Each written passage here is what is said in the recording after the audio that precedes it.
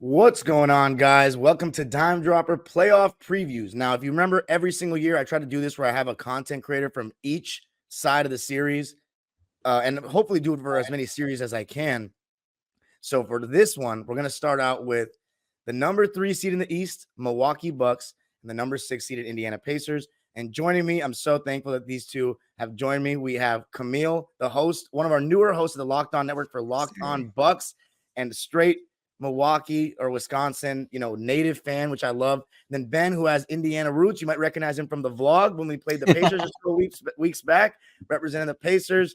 I just want to say, Camille, first off, thank you so much for joining me and representing those Bucks. Got to.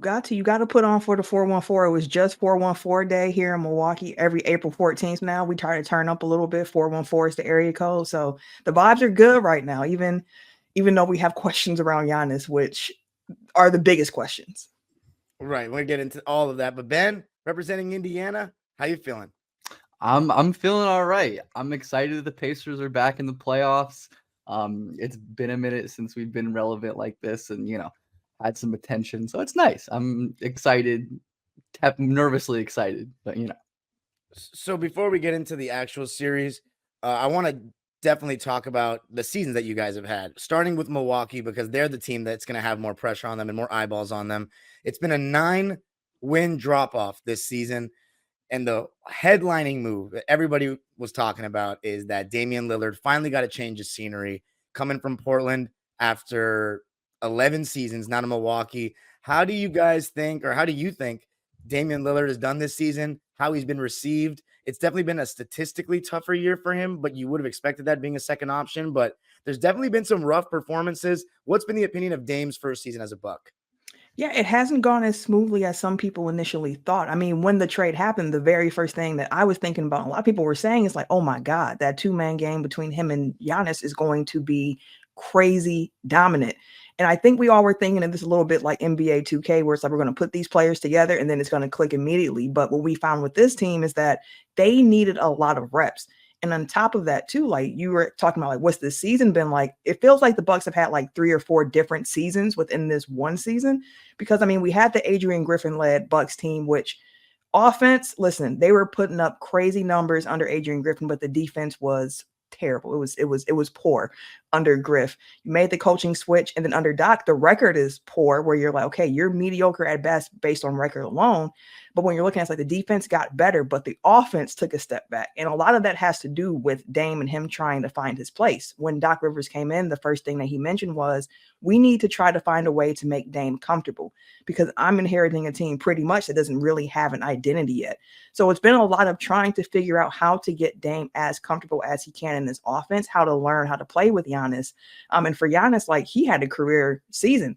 For him, first NBA player in history to average at least 30 points, shooting at least 60% from the field, like an efficient, great year. But when it comes to that fit with him and Dame, it's been a little bit harder for Dame. And on top of that, it's just been an inconsistent shooting season for him as well, where we were hearing from Portland fans saying, just give him some time. Like, he starts off slow and then he heats up and then it's smooth sailing. But it hasn't necessarily been the case for Dame this year. You can point to the injuries that he's faced. He's had some nagging injuries throughout the season, the coaching changes, trying to switch, getting used to playing with a big three with Giannis and with Chris, and then Chris having it. Like, it's been a lot of moving pieces for Dame.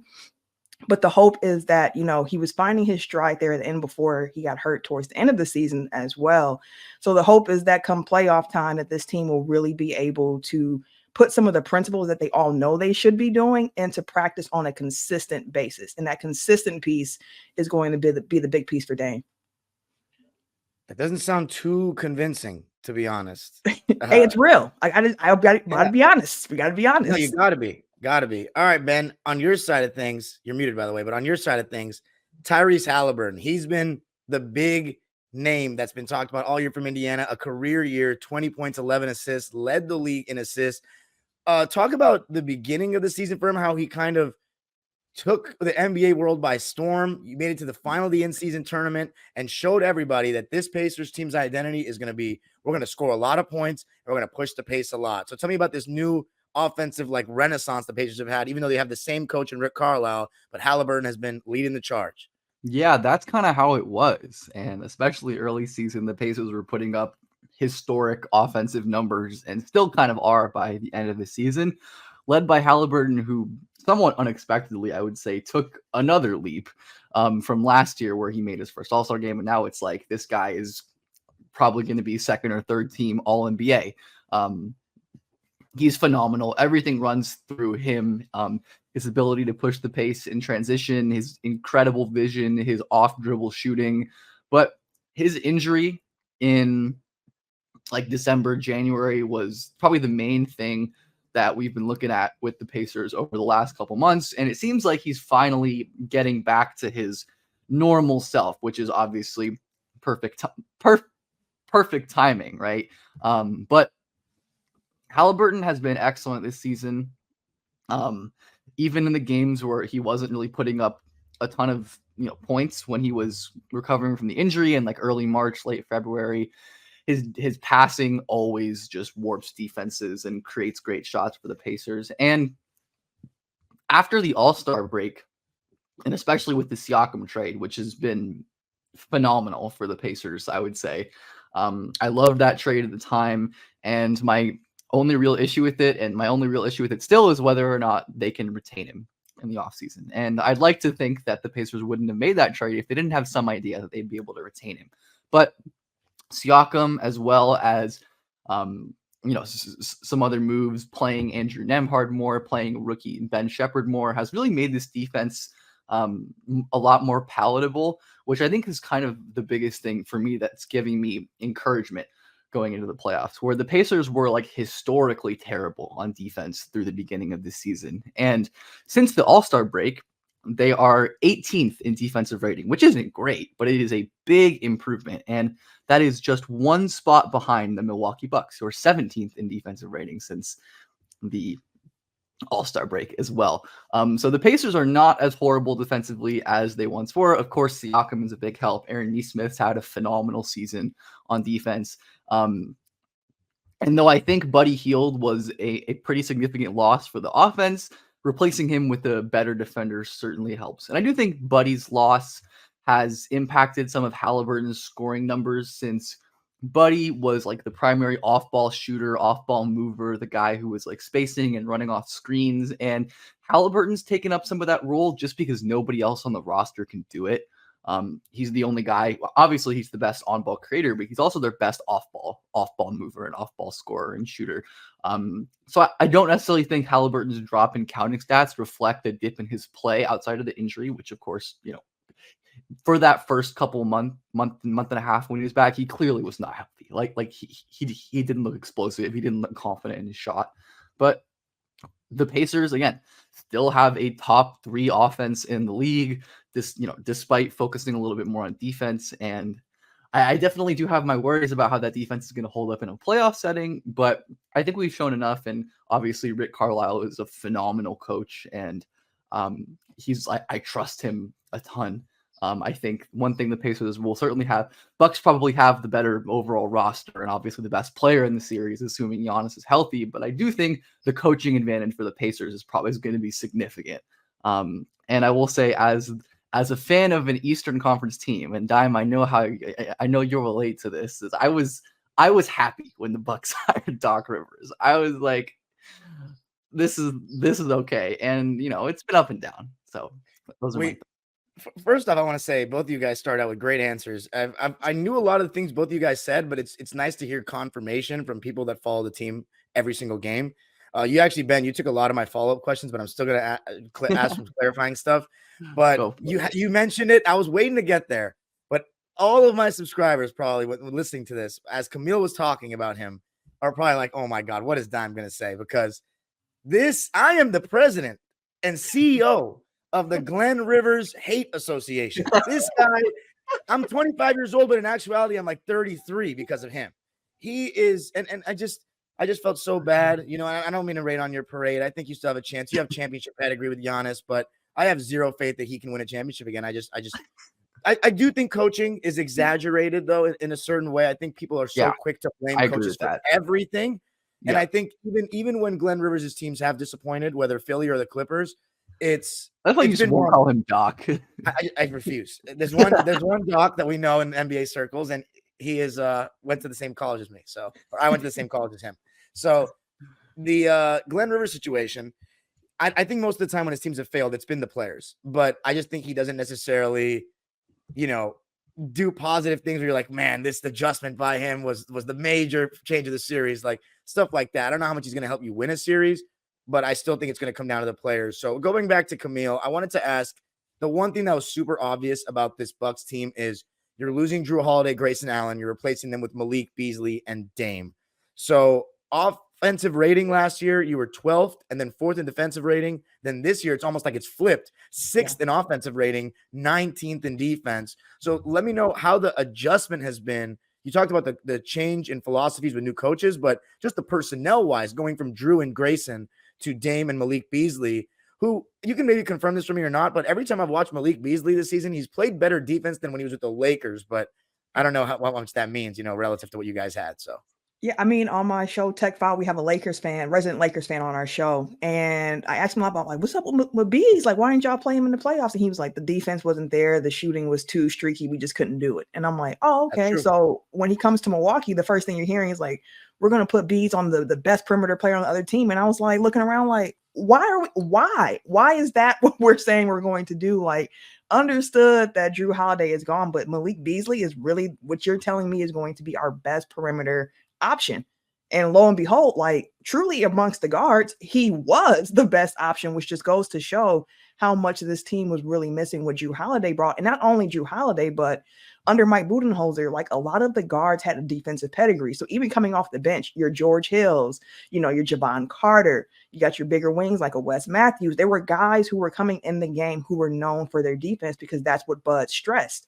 And when you take out Drew and you put in Dame and you take out Grayson Allen, who wasn't necessarily a great defender, average at best, I would say. He moved his feet. He got exploited in certain matchups, but a bit better than what Malik Beasley has. But to Beasley's credit, he has been putting in the effort this season where he's trying at least to stay in front of his defenders. Now, that's not always going to be successful, but the effort is there. And with that backcourt of Dame and Bees, which is probably why you saw towards the end of the season that Doc made the switch of saying, okay, we're putting Pat Bev in next to Dame rather than having Bees in. So that's a starting rotation that they had to do, just trying to help keep defenders in front of the guards, because the Bucks like that drop coverage with Brook Lopez out there. And when you are having guards who are constantly getting beat at the point of attack, it makes your big look bad because he's being under attack from two different angles. Like that was the luxury of a Drew Holiday guard, because like he's going to funnel the defender the way that they should be funneled, as well as try to give a rear contest, if not getting back in front of the defender. So that right there defensively has been the biggest change, I would say, because people look at Brook Lopez's numbers too, and they're like, hey, what happened to Brook? And it's like, it's not all on him. He's been put in some very difficult situations throughout the season. So it's been trying to figure that out. And then when you have Bobby Portis in the game as your big, it's a lot more trapping. So it's just trying to figure out what are the best coverages to try to make up for those guards. But I was here for Doc putting Pat Bev in the starting lineup to at least get that defensive edge. Although he's a smaller guy and he's older at this point, it's not like it's peak Pat Bev anymore, but it's a better option defensively than what you had before. Well, I mean, I love that answer. And also on the total opposite side of Glenn Rivers being very disliked here, Patrick Beverley is very liked here. I love him. I can see why. He gave us some great memories. And I think the Lakers are legitimately the only fan base that didn't like him, because every other team that he's gone to really enjoys what he brings to the table. As you said, he's not quite the same Pat Bev, but just some things that stood out for me looking at your roster on Basketball Reference is that Giannis and Dame both played over 70 games. Brook Lopez and Malik Beasley, 79 games, and Bobby Portis, 82 games. So you have had some moving pieces in and out, but it's been, for the most part, your main players have been healthy, which is good to see. Ben, you talked about Siakam. I'm looking at his stats. Typical Siakam numbers, but the efficiency definitely stood out to me. 21 points, 8 boards, 4 assists on 55% shooting and 39 from 3. I mean, how big of a move is this? Are we talking first round exit was guaranteed before you got him, and now you got a chance to win a series? Or did you always think you could win a series before getting him? Because I didn't think so. I thought this was a first round exit team without him, but now I really think you got a chance, because to me, Pascal is a second star. We've seen him in the biggest stage get it done. So Talk to me about Pascal, because he's gotten Yeah. no media coverage since the move. It's like ridiculous. It's the Pacer way. I think Pascal totally changes the calculus for this team. I agreed with you, especially before the trade. I just didn't believe in the defense. I think a lot of the adjustments that I think I credit Haliburton in the roster and Carlisle aren't just Siakam, but obviously Siakam has been a huge addition. Like you said, he's been phenomenal this year. This is his most efficient scoring season since 2019 when he won the title with the Raptors as like a second star, basically. Obviously, he wasn't scoring at the same volume and he was probably just like a little worse of a player overall, but obviously that was a lot of years ago. And I don't think it's just the defense because Siakam has been a really nice defensive addition. I don't think he's like an elite defender anymore. And he was extremely checked out early in the season with Toronto, which, understandable. And then he locked in and he's been pretty good. So he's solid on the ball against bigger handlers and he can rotate and doesn't really protect the rim like he once did. But offensively, the versatility that he unlocks for the Pacers, especially given their creative scheme, where the Raptors run one of the most like boring and unimaginative offenses in the league, and the Pacers run one of the most creative and high octane offenses in the league. He loves to run in transition, push the pace, and he can do it as the handler or the runner. He's a great like pick and roll, pick and pop partner with Haliburton. Of course, when Haliburton's off the floor, he can initiate offense. And the Pacers didn't really have like a mid-post bucket getter like Siakam. Haliburton does his damage on pull-up threes and at the rim. That's where he thrives. And like the floaters in between game. But Siakam, while he can definitely shoot, he's a good spacer. He's obviously a great play finisher, but he's so good creating his own shot in the mid-range, in like that high post baseline area. And I think that's just like totally unlocked new options for the Pacers that I think are going to be kind of a disaster for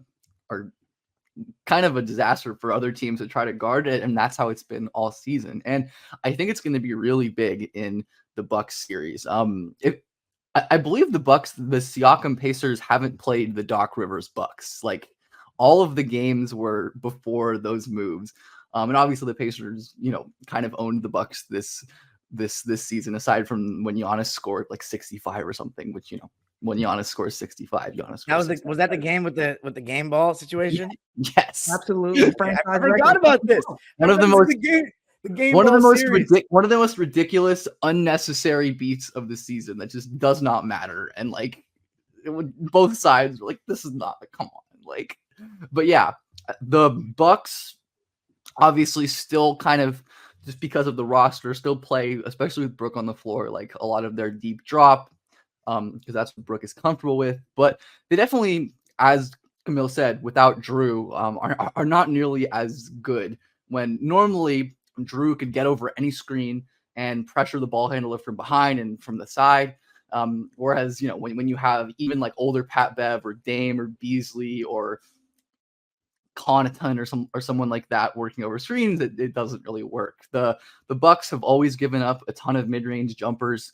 That's kind of been like their thing over the last 7 or so years. But this year they aren't defending them well in terms of efficiency. Teams shoot 44.5% from mid against the Bucks, which is the 4th worst in the league. And the Pacers are the most efficient mid-range shooting team in the league. And I think a big part of that is what Siakam brings and how deadly he is working in that intermediate area. And that is one area of matchup advantage that I think the Pacers are hopefully going to be able to exploit, getting in that mid-range area, using screeners and motion and the lack of Drew Holiday to actually get their guards and their handlers free. And if Brook is sitting back in the paint, which he usually does, they can fire some mid-ranges. But point being, I think Siakam is huge. I don't think he makes the Pacers like a legit contender. They're not. They just aren't. But definitely makes them someone who could like threaten to make the Eastern Conference Finals if everything breaks right. There we go. As far as Camille, I wanted to ask the major question, which was, how did you feel when Adrian Griffin got fired? Because you were 30-13 with Adrian Griffin, 17-19 with Glenn. Obviously, as you said, defense trended in the right direction, but 30-13. I mean, that was shocking to me. Yeah, I get why it was so shocking if you look at record alone, but if you look at the way that the team was playing, like they were winning a lot of Right. games on talent alone. Like they didn't really have an identity. They didn't really know what they were terrible transition defense, which is a reason why the Pacers were able to just get out and really run on the Bucks because they were terrible in transition defense. Under grip, it was a thing like defensively, guys were confused. There was so much miscommunication. It was like Doc came in, and he just had to clean up like low hanging fruit for this team for them to look a bit better and to inspire some confidence. It's just the fact that this Bucks team was inconsistent. You mentioned the injury thing, and that's a good point. But the crazy thing about that is Doc's been here with 36 games now. He only had 7 full games with Giannis, Dame, and Chris playing together. That's it because of Chris's injury when he had the 16 games that he missed. Giannis started missing games. Dame was missing games. So it's like most of their experience of playing together came under Adrian Griffin, which was a completely different style of play because Dot came in and instituted some structure on how he wanted them to play and how he wants them to utilize that 2-man game and 3-man game between Giannis and Dame primarily, but also trying to get Chris involved on second side action. So that's the piece of it where like the injuries have come at an unfortunate time for the Bucks because they've run out of time to figure out how they're going to play under Doc Rivers. And I get why they made the coaching switch to the point where if you would have told me back in May of last year, after the Bucks fired Mike Budenholzer, like, hey, the coach that's going to lead your Milwaukee Bucks into the playoffs next season is going to be Doc Rivers, I would have said, why? We have Doc Rivers at home. Like, why are we doing this? Like, we don't need to do this. But after seeing the Adrian Griffin experience and seeing how players were also just kind of reacting to what he was saying, I mean, you saw on the sideline Giannis with the clipboard drawing up plays himself. Like, that's unusual to Am I see. correct that like early in the season, because they were trying to do a bunch of like weird stuff with Brooke, and the players were like, just They play came him to in drop, yes, please. Play it was him in 4 drop. games. 4 games into the And it was season one where of they had the to go and tell him, it was like, one of like the in-season tournament games where like the first game after that, Brooke had like 10 blocks or something like that. yep, It's like, yep. wow. The first 4, he was trying to play them like Toronto defensively, but this Bucks team is old and they're slow. Like you're not, if you try to make the Bucks into a track meet, the Bucks are not going to win that. You have to slow the game down and be really physical. That's the Bucks game this season. And I just don't understand why Adrian Griffin really came in to try to tweak that piece of it before the player said, listen, can't do that. We need Brooke back and drop. Like, please do that. So it was shocking to me that they fired him because they're already paying Mike Budenholzer and now they're also paying Adrian Griffin in addition to paying Doc Rivers. But it shows the level of urgency that the Bucks feel around the championship window that this team might have. Let me ask you a yes or no question. Do you feel the Glenn Rivers Bucks are better equipped to go forward than the Adrian Griffin Bucks, despite the records? This is going to sound crazy, but I do. Okay. He has more playoff experience. At the end of the day, he does have a championship, despite the fact that I discredit it left and right and say that Tom Thibodeau carried him to a ring on the sideline. Hey, listen, I'm not trying to disparage Adrian Griffin. A first-time head coach, that's a tough situation to walk into, right? Where it's a team with very big expectations and the roster 100%. was overturned right before training camp. So like he had some things contending against him, but it just wasn't going to work. Yeah, right. That definitely seemed like my read from an outsider, that even when they were winning, it didn't seem like it was really sustainable. And It seemed like Griffin was towards the center of those issues for sure. Yep. Yeah. So I'm going to ask about a couple players before we get into the series prediction. But for you, Ben, you were talking about Aaron Nesmith. He's somebody that's really impressed me this season whenever I watched him. I mean, his defense, I always knew he was a solid defender because I actually got to see him in Boston a little bit because I was in college over there at the time, and he was at the Celtics and got this limited run. But what was impressive to me about him was that he shot 42% from 3 this year. I mean, talk about the young guys real quick. The Aaron Nesmith, how Obi Toppin has adjusted in his new role, and then Andrew Nembhard. This is his second year from Gonzaga, and he's in the starting lineup now, correct?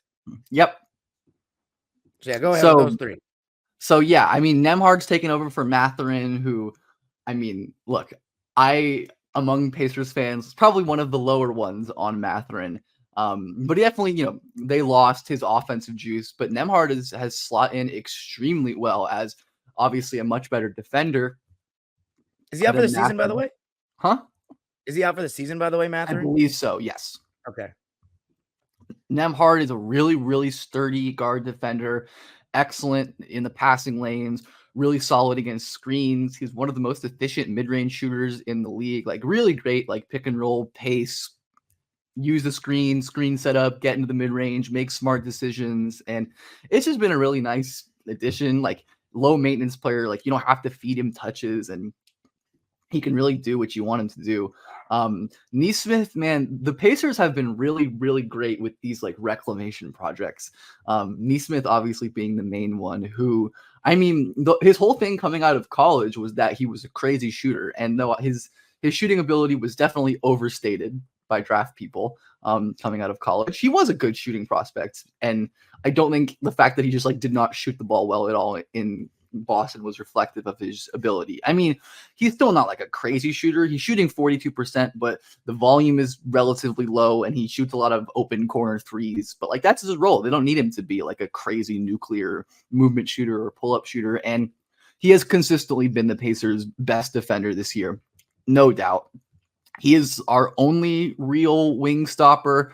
Because I don't think Siakam is really that anymore. Maybe he was at some point, but Nesmith is the player who the Pacers will throw on their, best play, the opponent's best players, assuming like they're relatively similar size. It's like not like they won't put him on Jokic or whatever, but they will put him on guards and wings and even bigger forwards because he's so strong. He's so balanced. He's so quick laterally. He's great changing directions and mirroring defenders. And he just like never stops running and moving.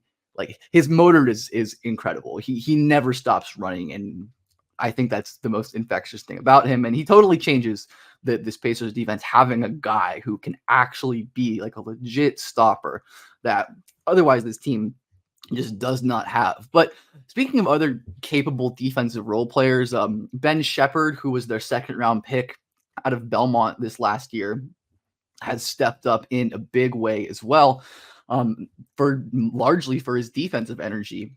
He's just been a really phenomenal off-ball defender, especially really smart rotations and great low man help, as well as being a solid on-ball guy, which is really good considering he was an offensive prospect in college. He was an awesome off-ball shooter and a really good driver. And the offense has, been a bit of a struggle, as it tends to be for rookies, but his defense has been great. And the Pacers with their role players are very much like, most of them are like really good on one side of the ball and really bad on the other side of the ball. Like Nesmith is a decent offensive player, but like Jalen Smith, Obi Toppin, also good reclamation projects, pretty atrocious defensive players, but really great like utility offensive bigs. Smith is very, very efficient, really can space the floor. He has like absurd advanced efficiency numbers like that really don't make any sense. And then Obi Toppin, who not really a great defender, but is so good in transition, space the floor, put the ball on the floor, pass the ball, and is really a perfect fit with like the Haliburton centric offense. And then of course there's TJ McConnell, who's never going to leave and is always going to be incredible. Yeah, it's like the thorn in the Bucks side. TJ McConnell. He's the thorn in everyone's side. I was at that Pacers Clippers game where we throttled y'all. And every time TJ McConnell touched the ball, all the people in my section were like, not this guy again. This is like, that is the TJ McConnell experience. Like he is just like an asshole to play against. And it's, a really nice, like TJ isn't incredible, but as your third point guard, like that's pretty great. Yeah. You mentioned Obi Toppin shooting 57% from the field this year and 40% from three, which impressed me. My last player I have to ask about Camille is Chris Middleton. I mean, everyone wonders about this guy. He's played 22 more games this season than last. And I thought he played pretty well against Miami last year, actually. But how do you feel about his health going into this season? Because it feels like he's always like an X factor kind of player. And when you get a good Chris Middleton, it makes such a huge difference. Huge X factor. He is somebody who can be contentious to like Bucks fandom. Like there is always a subsection of Bucks fans who's like, I don't get Chris Middleton. We should trade Chris Middleton. He's getting paid too much. Even after the championship year in which Giannis went down in the Eastern Conference Finals, and Chris Middleton was a main reason of carrying them to get through that Atlanta series. But since that point, like the injuries have taken a toll on Chris, and he's had some unfortunate, just unlucky injuries. And then this season in particular, he started off this season in pretty good health, coming off of some off-season surgery. And And the Bucks were being cautious with him in the sense of, okay, we're going to play him, but we're not going to play him his full minute load. We're going to ease into it. So he started the season off, playing 20, 25 minutes a game. They sat him out second night of back-to-backs throughout the season just as general principle. Like, there's no reason to force it. And in the playoffs, there are no back-to-backs anyway. So they're like, Chris, you just take your time with that. And then the unfortunate injury happened to come against Phoenix, where he's taking a three.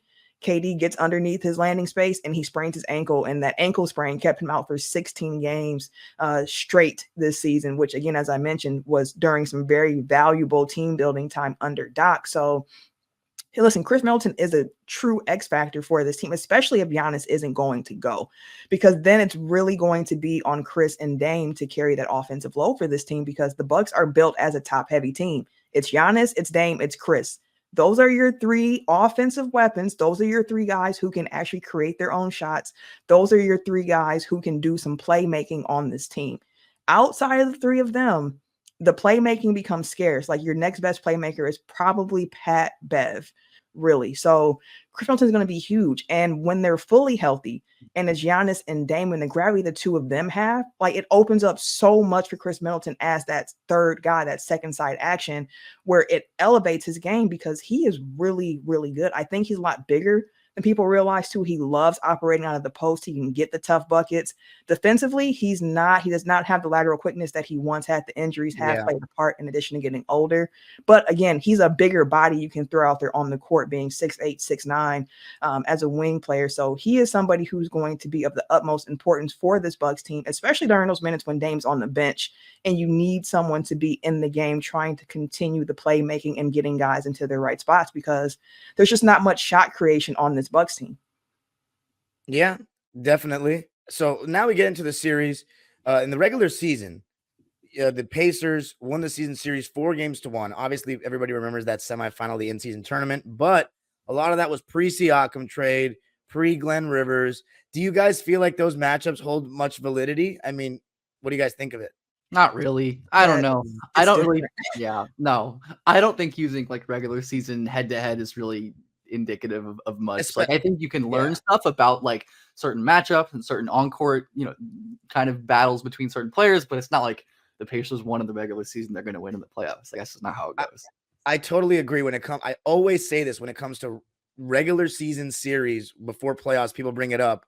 I always say that, and especially in this era where we have a lot more resting and stuff like that, and there's so many injuries, I think it's even less relevant than it was in the past. And I'll never forget 2013, my Clippers swept Memphis in the regular season. I was a freshman in high school. I was so confident, puffing my chest out. They got no chance. And they beat us when the game slowed down. It just told me everything about playoff basketball versus regular season. So as far as this series, I think most people are going to have the Bucks as favorite, but we got to talk about the elephant in the room. Giannis. I mean, what do you think is going to happen, Camille? Is he going to be okay for game one, or what's the hope around the Cream City?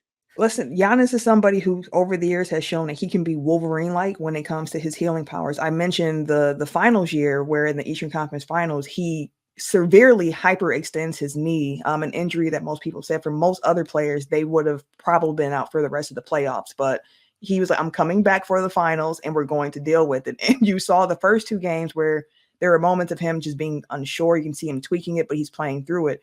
And he figured out a way to close it out, 50 points in that game 6 finals clinching victory. But I don't think it's fair of us, because we've seen him in the past being like, hey, he's able to come back so quickly. Like, we expect him to be ready for game one. Like, that feels unfair to put that on him. Like, he has to be ready for game one. It's a soft tissue injury. It's a calf injury. We saw what happened. It's not saying that these two are the same guys, but we saw what happened with KD a few years back where he had the calf injury. He came back. It turned into an Achilles. Like, Giannis has been gifted genetically with a body that most people will not have. Like, I read that he has one, like, the longest Achilles that a sports scientist has ever seen, where they're just like his body is crazy. But that being said, I think it's unfair to be like, he will be back game one because of what we've seen. Like, it might be a series where he misses the first game or two. We know Giannis is going to be pressing to play. Like, he is not going to want to sit. So if he does sit, it's the team and him being like, listen, we're looking long-term as well. Like, we have to get you right. Like, we saw him come back a couple years ago for the finals. Okay. But we also saw him come back last year with the back injury in that Heat series where it's like, he just did not look like Giannis. So it's like, It's going to be hard to say, but I think it's safe to say, like, it's probably just better to err on the side of caution and say, like, you're not going to see Giannis in game 1. Game 2, maybe. Game 3, maybe. At this point, we're all like just guessing, but it just doesn't feel like a sure bet at this point to say Giannis is playing game 1. All right, Ben, given what she's saying, let's say Giannis doesn't play game 1. What's your series prediction? I feel like weirdly confident. I mean, it is partly because of the Giannis injury. The Pacers, erasing Giannis from the equation, are pretty well equipped to match up with the Bucks in terms of play style, in terms of roster. Kind of opposite of what Camille said. The Pacers are like loaded up and down with players who can play make and create and get their own shot, and the defense has been a lot better. But obviously, Giannis is that huge X factor. The Pacers are a pretty weak team when it comes to rim protection, and Giannis is one of the greatest scorers at the rim in the history of basketball. I don't know. I'm just gonna not be a coward and say Pacers in 7. I'm not gonna be a coward. Winning a game 7 in Milwaukee? That's big time. Yeah, I don't know. Why not? My head, especially if Giannis is like fully good by game 2 or 3, says the Bucks are gonna win, but I don't know. I don't get to be a homer very often. So I'll take the chance. You got to. You think Miles Turner can cause any problems? We haven't really mentioned his name once, but can cause any problems in that pick and pop with Brook always playing drop? Absolutely. Miles is having maybe his best offensive season of his career. He's not the defender he used to be, just as he's aged as well. But this is for sure his best offensive year. And I thank Rick Carlisle dearly for allowing Miles to become the player that I always believed he could offensively. His versatility as a scorer from all over the floor, as a playmaker, as a dribbler. I think the Bucks are going to have to make some adjustment if Brook is unwilling to come out, because they're just going to spam pick and pops. That's what the Pacers do to teams. They just spam pick and pops, and they're like, you can adjust or you can just let us shoot them, and maybe we'll miss or maybe we won't. Fair enough. All right, Camille, you guys, I mean, all the pressure's on you. What do you think the series is going to go, and how disappointing would it be if you don't win this series? Listen, this has been a season where if the Bucks play out in the first round, I'll be like, I could see how that happens. If the Bucks made it to the Eastern Conference Finals, and it's like, I could see how that happened. Like, that's the range of outcomes for this Bucks team is really, really wide, because you've seen stretches where this team looks outstanding, especially against better competition. But then you've seen these stretches like the one they just recently had where they lost to Washington, then they lost to Memphis, then they lost to Toronto, and then they lost to the Knicks, which is like, okay, the Knicks, but like 3 of those games were at home, and the Bucks are solid at Pfizer Forum. So like, this is a team where if they flamed out in the first round, half the fan base would be like, knew this was coming. Like, I kid you not, like, I knew this was coming. But for myself, I think the Pacers is a matchup they can win. Now, having Giannis is a very big X factor. Like, Giannis averaged like 42 points against the Pacers this season because of that lack of rim protection that they have. But if the Bucks can actually lean on some of their size, they can actually use Brook Lopez to play a little bit bigger, get those mismatches and exploit those. And also, this is why you trade for Damian Lillard, so that if something does happen, you have another superstar to lean on to try to carry the load. Now, Dame hasn't been necessarily great against the Pacers in the regular season, but what you are hoping on is, with it being the playoffs and things slowing down some, that it actually is an advantage for the Bucks, and that the Bucks defensive or their transition defense can keep up, and that they can actually stay dedicated and stay disciplined on what they have to do. Like, they want to get back, so you cannot spend time after shots go up reaching for the ball or taking gambles like that. You just have to get back. So I could see the Bucks winning it. I'm going to do it for the culture here in Milwaukee. I'm going to say Bucks in 6. Okay. That's pretty good. I think I'm going to go with Bucks in 6 as well. I'm really interested to see how Dame does, because we've never seen him in this role, really, like as a true second guy. This is going to be this. I think there's going to be a lot of eyeballs on him. Like, people are going to be like, look, you had your roster in Portland. We saw what you could do. Obviously, you weren't going to be a number 1 on a championship team, but for the whole Dame Kyrie debates that have been had for so many years, and Kyrie being a top 75 guy and Dame not, and Kyrie has done that second option role as high as you can go. Second option on a chip team, making all the big shots for Cleveland. So now Dame is in that role. I always used to say if Dame was in that role, he could get it done, but we will see. This might not be the same Dame.